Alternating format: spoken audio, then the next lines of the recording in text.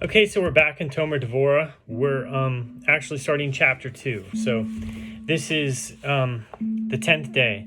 So it says, additionally, for a person to emulate his creator according to the essence, the sod of the attribute, the midah of keter, he must possess several main functions, which are the main conduct of this attribute. So today we're just going to deal with the first. So the first and most encompassing is the trait of humility. It is contingent on the attribute of keter, for it is the most sublime of all the attributes. Nevertheless, it does not exalt, accept, or hold itself in esteem. On the contrary, it always descends, gazing downwards.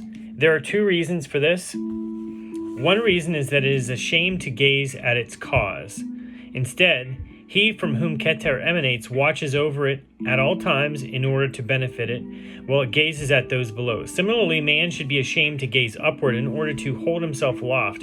Rather, he should always lower his gaze and minimize his self-worth as much as possible. This quality is contingent mainly on the head, for a person holds himself aloft by raising his head upwards, whereas a humble person lowers his head. Secondly, behold, there is none so tolerant and humble as our God and his attribute of keter. For his mercy is absolute, and no flaw, transgression, or strict judgment enters his sphere. Nor can any other trait prevent him from watching over man and bestowing bounty upon him constantly. So too man should conduct himself in this way. No factor in the world should prevent him from benefiting others, and no transgressions or misdeeds of unworthy people should prevent him from benefiting at every available opportunity all those in need.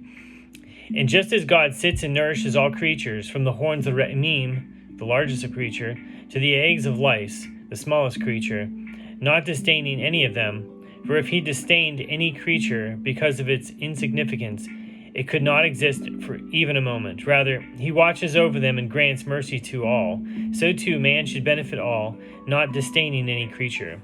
Even the lowliest beings should be very important in his eyes. He should show concern for them and benefit all who require his benefit. This attribute generally is contingent on the attribute of keter, the essence of the supernal head.